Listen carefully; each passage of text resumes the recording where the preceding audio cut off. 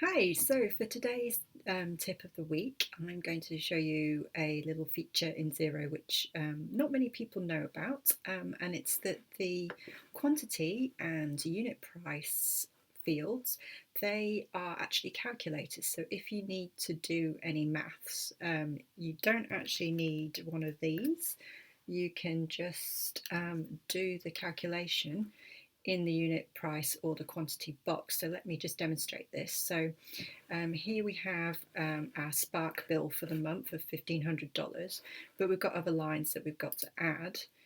We have our mobile phone repayment, which is $82, and we've got to take that off the total price. So what I'm going to do is deal with this $82 first by putting it to our mobile phone repayment. And then I'm going to minus the $82 from here. So I just did the calculation in the unit price box like that. And then we got to do another one. And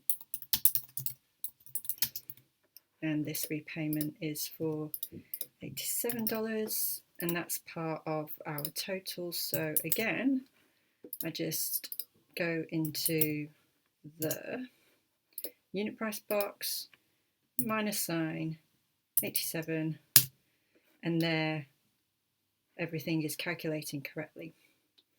So the quantity and unit price boxes in both bills and the sales invoice screen are calculators, and that's also true if you're doing bank reconciliation. So let's take this example here. We've received $1,000, but I need to split it across some different codes. So I go to add details.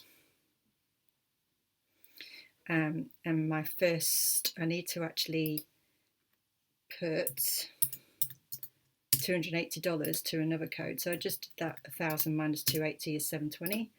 I'm going to put that to one of them to my sales code.